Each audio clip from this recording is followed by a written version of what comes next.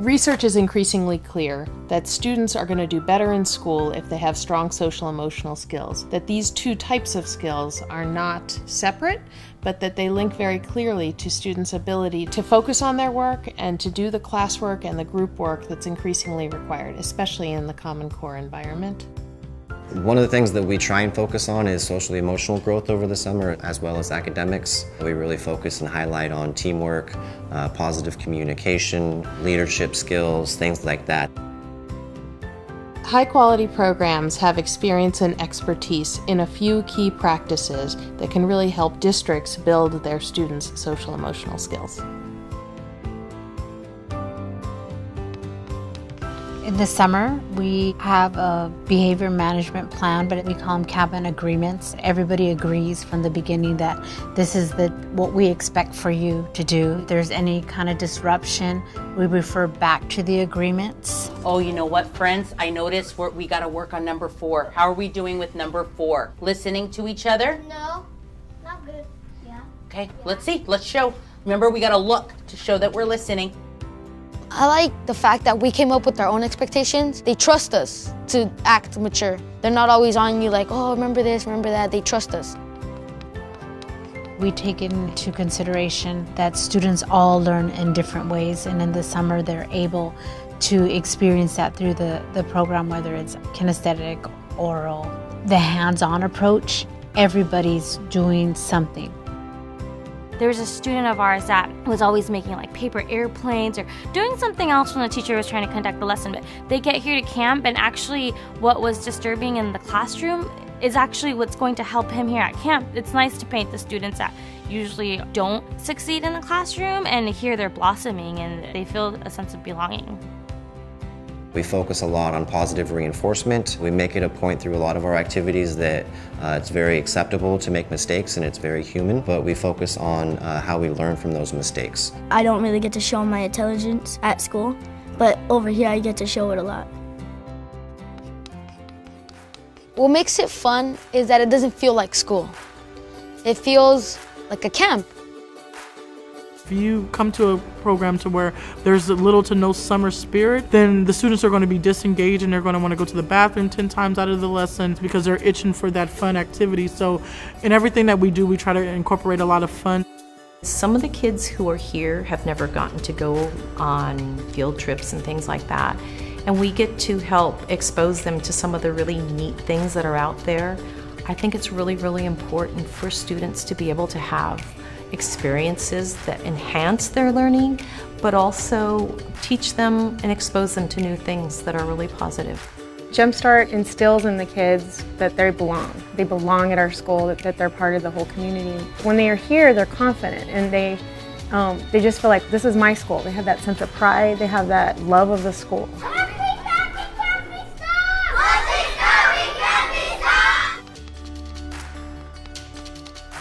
I really believe like the bottom line of effective education is building relationships.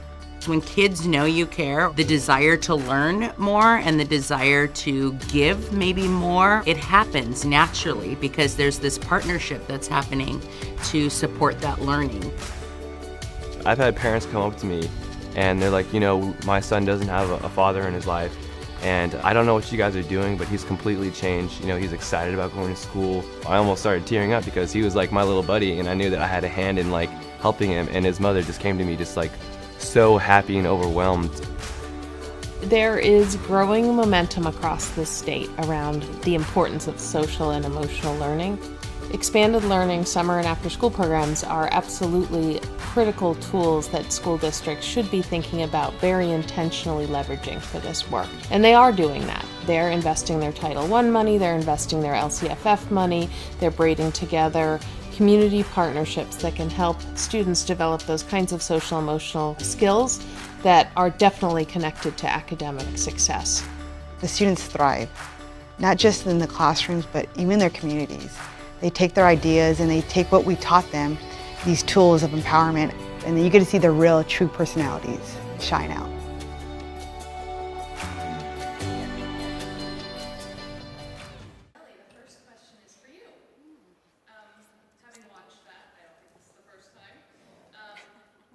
What are some of your takeaways from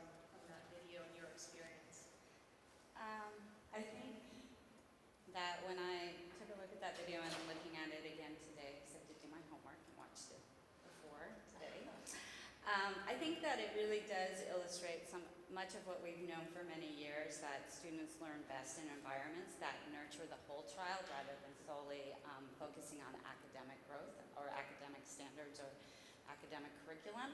And I think that expanded learning programs, out of school time, after school, however it's called, have really had the luxury to focus on socio-emotional growth for many years.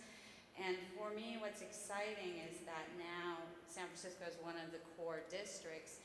Now that we're starting to put SEL in the side of the equation of teaching and learning in the school day, we just have a really exciting opportunity to sort of break that dichotomy. One thing that really struck me was the student who said, or the boy who said, it doesn't feel like school. And I think there's been a dichotomy of after school should look, feel, and be different than the school day, and it almost became, we're the good mom, we're the good parent, that's the bad parent, you're bored here, but you have fun here. Though I think that that's, with socio-emotional growth, that's not exactly what we're striving for, because we want students to have that growth mindset in a challenging situation when it's not always completely interesting and you have to sort of push yourself to learn. So I think the after-school programs have as much to learn as the school day about how to move students along in their socio-emotional growth. The other thing I think that it really makes me think a lot about it, and I think the earlier panelists really hit it on the head a number of times, that the whole SEL skills, however we call them, grit, growth mindset, it's one of those things like when you see it, you know it, but you can't really figure out how to measure it or how to say how it came into being. But unless the adults in the program are learning, teaching, and modeling those same skill sets, it just becomes another do what I say, not what I do. So I think that that's the really exciting time that so many people, and I was really excited in the listening to the earlier panelists, that we're really in this place where all of us are going to be better, because SEL growth is what we all need all the time. Jorge or Lori, do you guys want to add anything to that? I'll just like paint, I'll just sort of do another layer on top of what Mele said, because in a long compound sentence, as those of us in universities are really fond of, this development of these skills is not like, say, mathematics. This is why the expanded learning opportunity piece is so critically linked to social emotional learning, is that it's not something you can read about. It's not a pen and pencil operation, or even a one-on-one with teachers in a classroom. They are developed in social interactions with, one, caring adults who are intentional about the skills, mindsets, and habits that they're trying to develop, and who provide the opportunity, as Mele said, to practice and model those behaviors in multiple settings across the day and time. I'll leave it there for now and just give someone else an opportunity. That's so funny, because I'm just going to disagree with you. I think it is like that. I think that in some ways this is the way I approach it with folks who are a little bit skeptical. I'm not really disagreeing with you. But I do believe that it's someone exposing a child or a young person to a concept, and it's giving them an example and a chance to look at it, think about it, practice it, talk about it, and apply it in different settings. Because that's what we do with math, especially now with Common Core. So social emotional learning is really embedded into the Common Core standards now. So in my thinking, the way I talk about it, I actually appeal to folks on that level, because for some folks, that's what they need to hear. They need to hear that it's academic, and that it's nice that you're doing that other stuff, but I totally agree with what you're telling me. But I do think that you can take the components of math and relate it to how those things are taught and practiced and modeled in the world, in a real world setting. Yep, absolutely. Okay, so Jorge, this one's for you. Oh, okay. So there's a lot, we've talked a lot about measurement, and there's a lot of emphasis on practices being research-based. Mm-hmm. So how do we talk about this? As Mele said, you know it when you see it. How do we talk about this? What's the research base around expanded learning's impact on social emotional learning that we can point to and say, yeah, we know this works more than just seeing it? So there are two issues there. One is, how do we know social emotional learning? How do we measure that? Mm-hmm. And then what's the role of expanded learning time? Yeah. So I'll do the latter first. So on expanded learning time, there's a good deal of research showing that how these skills are developed in multiple places and interactions with caring adults across the entire day and experience for young people. There has actually been more research done on the negative effects of bad expanded learning opportunities. So for example, we know from work around trauma-informed care, abuse, chronic stress, that those experiences are learning experiences, and they have negative consequences both for the development of the brain, the development of behaviors with young people, and their persistence over time. The converse is also true. Positive experiences with adults around growth mindset and self-efficacy and self-discipline light up different parts of the brain, help those parts of the brain reinforce and grow, and ultimately affect behavior and long-term persistence, which in many cases at the margin trump academic preparation. On the measurement side, one of the missed opportunities earlier today, I think, is that it is very important to get better and better at measuring the social and emotional learning constructs directly, so that we know that what we're measuring, we know that we can use that for continuous improvement and information on practice. But it's important also that what the core districts are doing is they are actually also looking at early warning indicators that give you a good indication of whether those practices are mattering and you can act on them early, and also at the lagging indicators.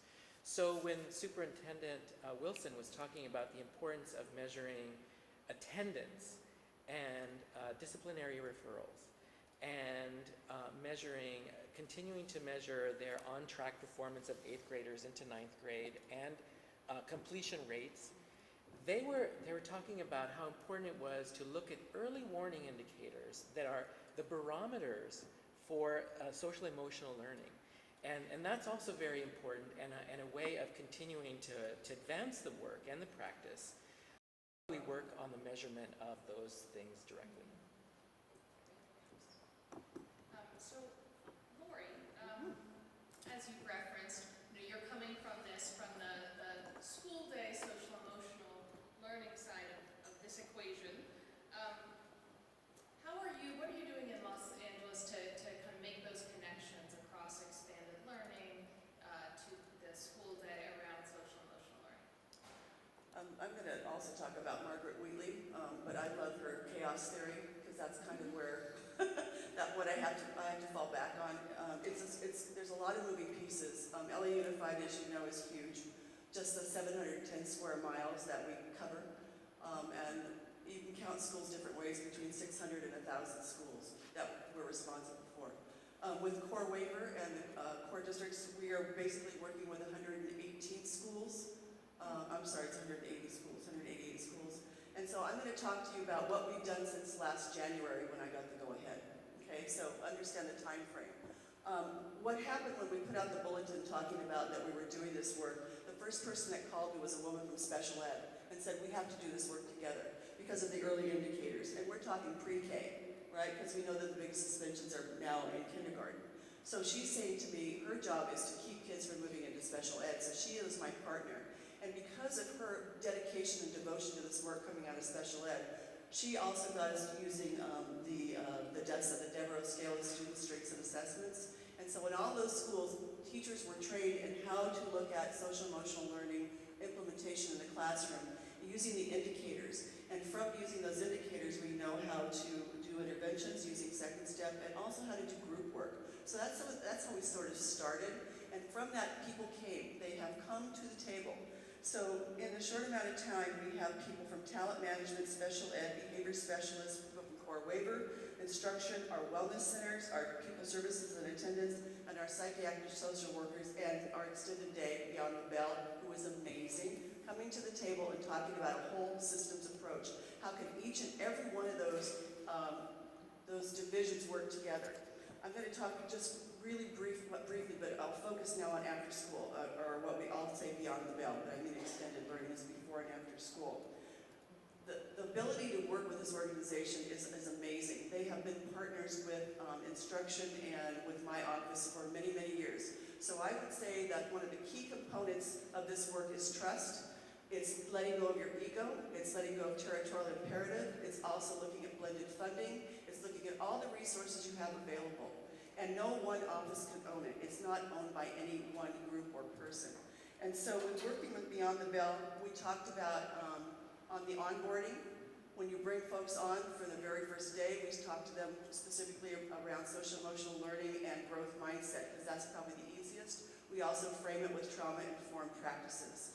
We teach each and every one of them, or we are teaching each and every one of the people who work at after school about these practices and about these policies. And we're starting kind of small. We're giving them some real practical work. I've done, I think, 4 sessions so far. I'm not really sure how many people are in after school in LA, but it's thousands of folks. So we're starting with framing it for them and giving them some skills. I'm also letting them know about the School Quality Improvement Index, which is, you've heard called the SQUI.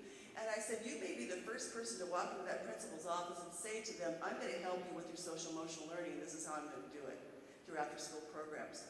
So we're giving the after school folks the language, we're going to give them the policy, we're going to give them the training, and we're going to give them the conversation that they can go in and talk about how do you extend social emotional learning from in school to after school. That to me is so important, because I'll tell you what, that's our farm team. You're giving those after school folks respect, you're giving them the training, you're giving them a pathway into that school day where it's not bad mom and bad dad, or good dad, whatever that was, bad parent, good parent, that you're creating a partnership where each are invested in that conversation. The other thing that we've done with our money from CORE in those CORE waiver schools is we have designated a lead teacher at each of those schools. So the lead teacher is responsible for making sure that they're connecting with the after-school program and that they're having a conversation. So it's a deliberate, structural, what's the word? We just made it that they have to talk together in order to get paid. How's that?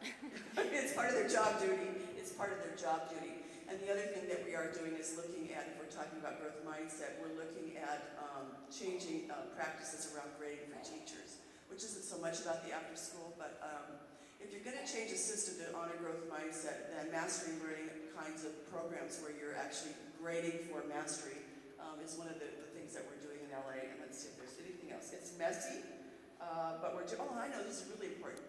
Last year, I said we started in January, and I think our summer program started in mid-June, into June.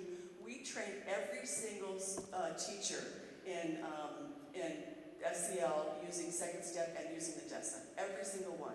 1,500 teachers. And we did it really fast. So I think what it is that the willingness is there. I think that people want to know about it. It's sometimes there's pushback, but I have a staff that goes out and actually works with those folks, work with the teachers, and work with the after-school programs. So it's making sure that they have the support and that understanding we're all in this together, and it's not perfect, and it's a bit messy, but that's sort of where we're at. I'm not sure if I answered all the questions, but it's really about collaboration and support. Thank you, Lori. That's a lot. So, wasn't that a lot? You've done a lot of work at San Francisco around this. Are there practices that you would want to highlight in the way that Lori was able to highlight them first? I think it's really impressive what LA Unified is doing, and I think that San Francisco has probably borrowed some of the good practices there. In San Francisco, we have 89 schools that have after-school programs, and what we've developed, we kind of tried to adopt a pretty robust continuous quality improvement way of doing things about 3 years ago, and really to have it informed by data. So with the core coming in, we had a really great opportunity of basically taking our theory of action of students will thrive in high-quality programs, and what those measurements are, sort of the direct benefits and the indirect benefits, and we align the indirect benefits with a lot of the SEL measurements that are in the core measurement. So we were able to take the field survey that happened in the spring and take all of that data and give that data to the after-school programs, and we call it our quality action plan. So there's at the beginning of every year, the after-school programs meet with their site-based leadership and they develop their quality action plan informed by the data. So now everyone is looking at the same data. We're looking at, for the balanced scorecard, you're looking at your SQUI, which we're not supposed to say in San Francisco. I don't know why, but we're not. We're supposed to say School Quality Improvement Index, or the index. And we won't tell. No, we don't tell. We're not telling. Yeah, I just outed myself.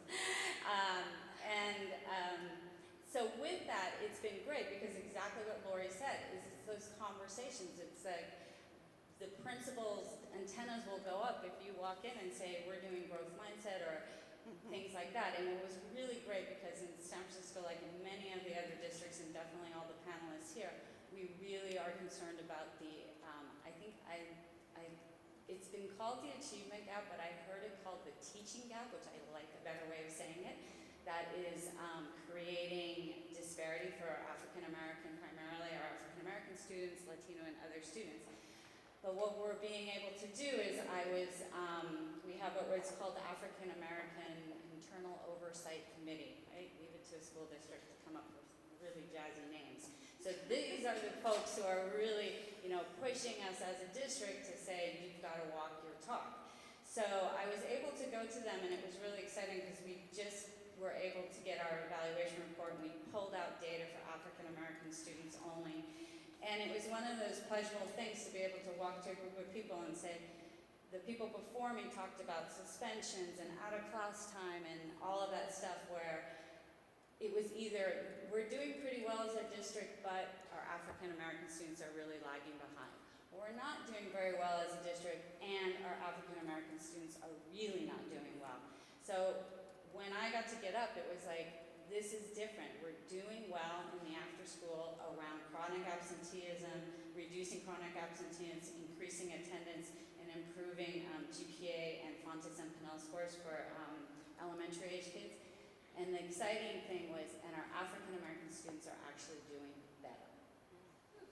So to be able to have, it was just a field test, we're just in the beginning, we're doing our baseline, but to know that the needle is already in the right direction and that speaks volumes of what a huge resource we have. So the challenge, I think, is like we want to be on the same page with creating these strong systems and structures, and much of what they're doing in LA is what we do in San Francisco, and I think it's just it's an exciting time to be in education.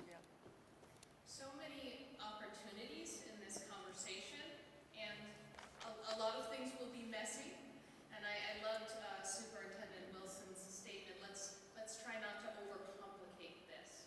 So this question goes to you, Jorge. Given all of this, what policies or structures, either locally or at the state level, do you think would support SEL and the coordination across expanded learning?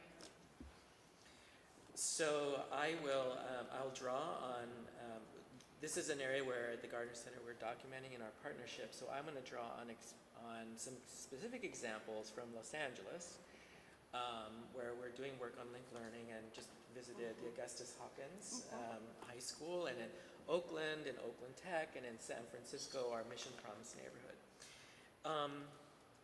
What we are seeing is that this work of social emotional learning in the expanded learning space is supported, not surprisingly, first by leadership that makes that collaboration a priority.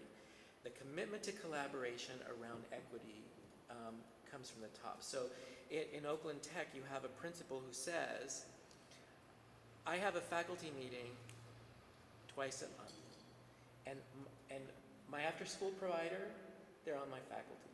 My linked learning partners are on my faculty. My community engagement, family engagement folks, they're on my faculty. And if anyone at my school has a problem with those being on my faculty, then they don't understand our strategy for getting to college and career readiness for every one of our kids. So leadership is important. The principle of broad stakeholder engagement, if it's an area of learning that is everywhere, anytime, then it stands to reason that engaging parents, students, all your partners in the conversations that these two ladies have been talking about and enriching that is super important, and we've been documenting that in our schools. shared messaging, and that's related to the broad stakeholder engagement, to have a shared language about, some providers are talking about leadership development, or they're talking about building self-confidence. Well, that's also about growth mindset and self-efficacy, and so sort of getting clear around shared goals and shared language for the work is really important. Curtis from Oakland talked really eloquently about the organizational infrastructure they're building in Oakland to make it happen, using data and their dashboards to enrich those conversations around continuous improvement cycles at their schools that engage all of their partners in a full-service community school model. Those are really important scaffolding structural pieces, and creating for a culture and climate that embraces adult learning. So here I'm going to agree with Lori about mathematics, because she reminded me that one of the things I observed was a debrief of a mathematics teachers looking at mathematics in Japan. And what they observed was, for example, that in that environment, they did two really important things. One, they didn't pick on the kid who said, I know how to solve this problem, come to the board and demonstrate for the class. What they did was they picked a kid who didn't know, brought them to the board, and then had the entire classroom coach that student on how to get to the answer. So they were then modeling growth mindset and persistence and collaboration as a way to build knowledge, rather than there's some kids who are smart and some who aren't. The other thing that happened in that school from that observation is that on Wednesday afternoon, the math teachers all had to attend a class on latest developments in mathematics and instruction, and while the other students were doing other things. And what the other students then observed was, my teacher is still learning and still going to class, and the adults in the building are modeling growth mindset. So, and that all happened in the context of math instruction. So you're right, thank you for reminding me about that. Capacity building. It doesn't happen without an intentional district-led and embedding it hopefully now in a state structure that will help districts build capacity to get this work done, and to, now that one of the things that core districts have modeled for the rest of the states is they've built an accountability system that honors the work of all their after-school providers, and now it will be incumbent on those districts to help build the structures and the capacity to bundle all those things and get everyone pulling in the right direction. A lot of conversation today seems to be around elementary, maybe middle school level. Those of you in the panel who are dealing with both in school, after school, all grade levels, I'd like to get your comment about the challenges of doing social-emotional learning among older adolescents. Okay. Can I talk real quick? Okay. Oh. I'll try to make it brief, although it's difficult for me sometimes. I agree with you. It's been a challenge. So this year what we're looking at with our after-school programs Beyond the Bell, they have a Take Action campaign in every single one of the schools. So they're really on it, because we have a sort of an audience there at after-school programs. It doesn't reach every kid, but we do have an audience to train, and then for them to actually do things that exemplify social-emotional learning or practice. I think the linked learning is a real key for high school. But for me, what I'm going to concentrate on this next year is student voice. And so if you teach teachers how to have student voice in every classroom, then that can change the way that things are done. But I think the path of least resistance in high school is teaching folks about growth, teaching teachers about growth mindset, for me, because that sounds like, somebody else has to do the work. It's true. And also self-management. Oh yeah, I want those kids to have that self-management. So for me, for high school, those are the three things I'm going to concentrate on. Growth mindset, self-management, and then student voice. Because it is hard, because you don't have a classroom. You don't have one person doing it. In elementary and middle school, it's a lot easier. You could do some advisory work. I'm not sure how. And in the health class, we actually have health education in 9th grade, which is an easy pathway for that work to get done. Just real briefly, I'm working with instruction to embed these things in instruction, by the way. Last week, one of our local districts did growth mindset in math instruction for middle school. That was my goal. I said, I'm not going to die and go to heaven yet, but it was on the path. To think that math is using growth mindset and PD for a whole district, it's pretty amazing.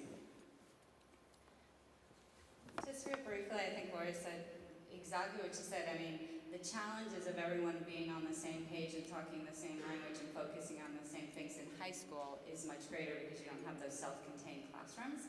But at the same time, there's a lot of opportunity because if you can get everybody really focusing, I think, on the teacher training and the intentional modeling and the modeling of young people for young people, that leadership component, I think the high school area is very rich for this area of growth because those young people are already, I mean, for many of them to have gotten to where they are, it showed an incredible growth mindset just to still be in school and high school and going towards college or wherever, or having dreams of better things. So I think it's an opportunity, but it does have its unique challenges as every grade level does.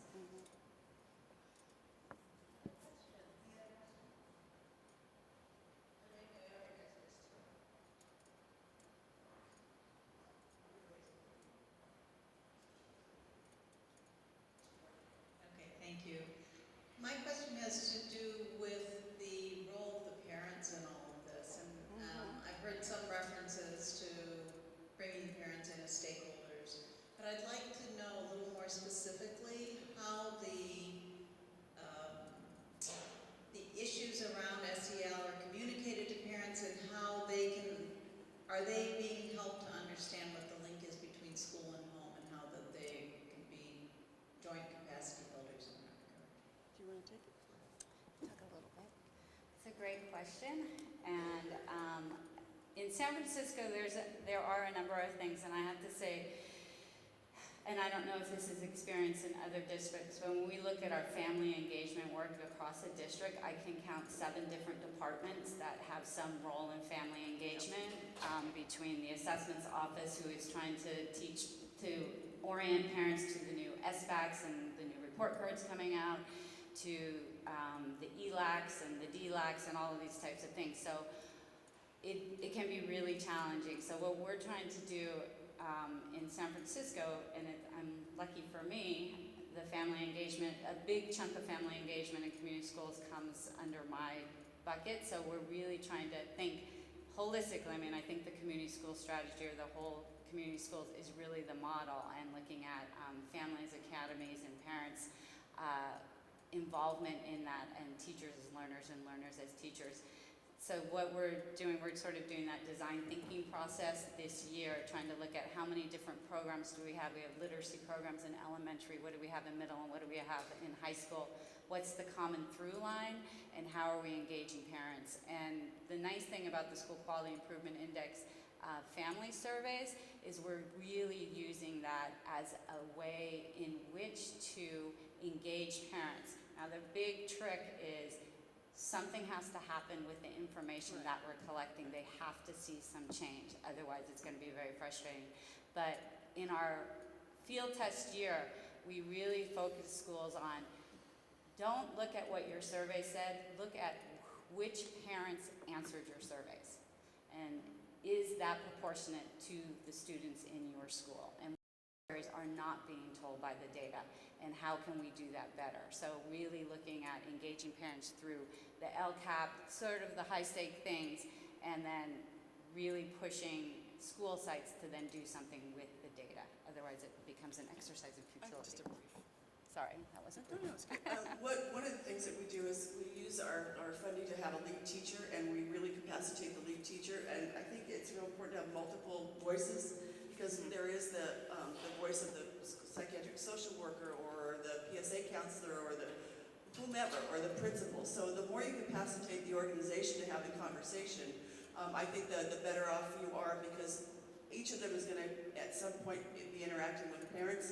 For me specifically, I've been talking to the Title I Advisory, and I got to tell you, those parents are hungry for this. They love it. They get excited. And for me, they were talking to me about things like, well, it's not my kid, it's that other kid, right? And I said, well, that may be true, but instead of blaming and shaming children that come to school without the skill, isn't it great that your kid has those skills so they can model it for the other kids? And that we create an environment for kids that they can become better and better. So I kind of talk to parents, because I'm a mom, I have 6 grandkids, and so that kind of helps me a little bit, I think. think about it from that perspective.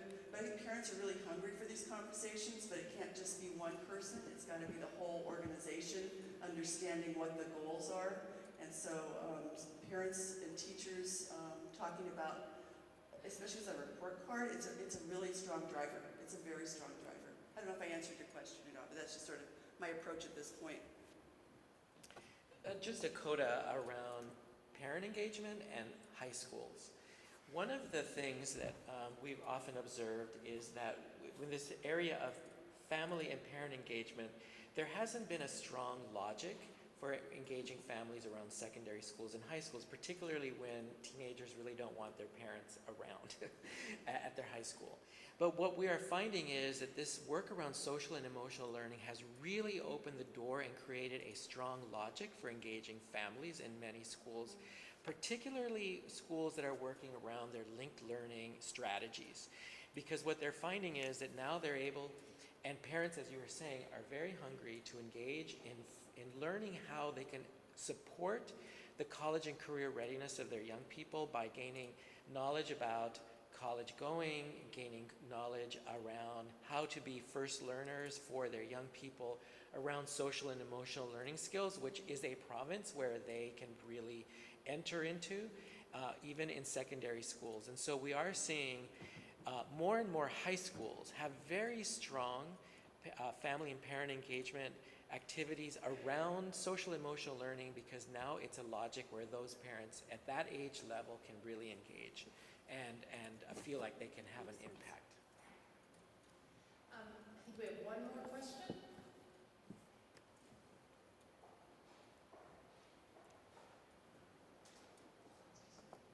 Good afternoon. I'm a researcher, and my question is going to be about data collection and what you collect. I know, for example, that children come with skill sets, right? So how do you capture those, and how do those influence what you're finding in your work? 1, 2 questions. How do you look at implementation so that you can tie outcomes back to practices?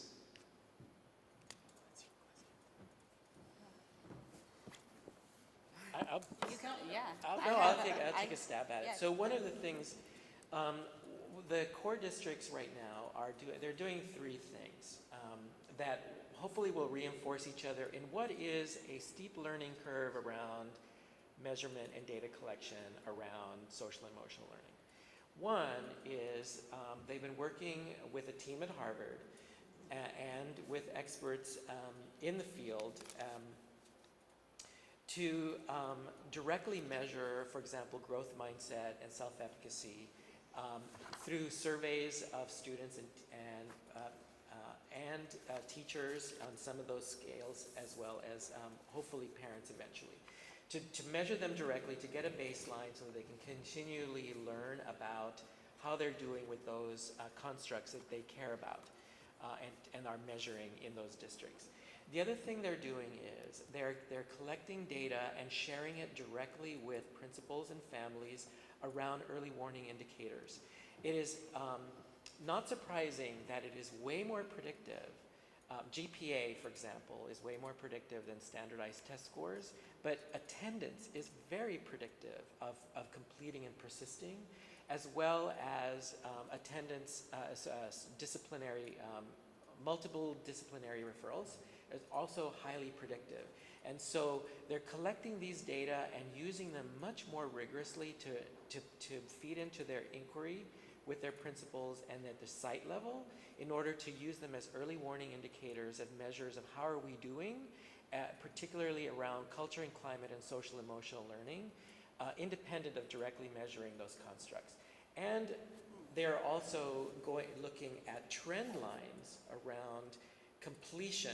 Right now they're looking a lot at the traditional ones of high school completion, 4, 5, and 6 year completion rates for high school, which the 5th and 6th year rates are much more good indicators of how they're doing around special ed and long-term English learners and immigrant students.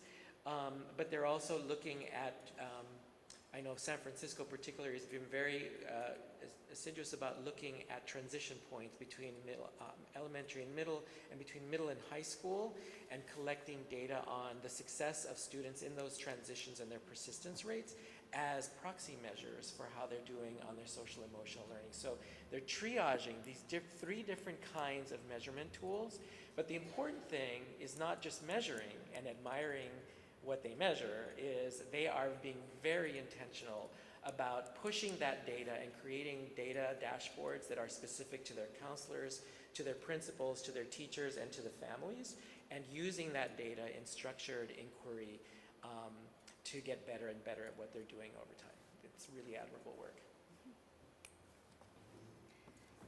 So thank you, Jorge, because we're really, really fortunate to be a core district because we have a rich data set to collect from. So I'll just give you a more specific example of what we're doing within the after-school program. So we've got in 89 of 100 and some odd schools. So we have after-school programs in elementary, middle, high schools in San Francisco. We have a quality action plan that each year the school site leadership and the after-school program come up with goals that are all aligned to safe and supportive school culture, healthy, active youth, and aligned academic support. So goals come up, and there's the data, a lot of the data that Jorge just talked about is what is informing what goal you might decide as a school site to focus on. And then through the year, there is a program walkthrough. We do fidelity checks with students. So there's different points at which we're collecting data. And then in the following, so you do that in August. The next August, you'll get a school program profile that will tell you, look at your data again. These were your goals. Did you move the needle on the area, the safe and supportive area that you were wanting to move the needle on? So that's one way that we sort of use the data to inform program design. The other thing that we're really thinking a lot about, and we have not been good at, and we're starting to conceive of systems to do this, is if you think of it after school and even counseling, all these different out of classroom, out of school time things with a dose-response relationship. If you were getting more dosage of it, will the SEL growth increase? So we are now spending more time saying, well, we know which students are chronically absent. We know which students are losing a lot of instructional time. Are those students in the after-school program? I mean, as simple as that sounds, when I asked that in a meeting, everybody looked at me and said, wow, I never thought to do that. So something as simple as that is, are the right students getting the right dosages of what they need? So that's another thing that we're using with the different data that we've been collecting.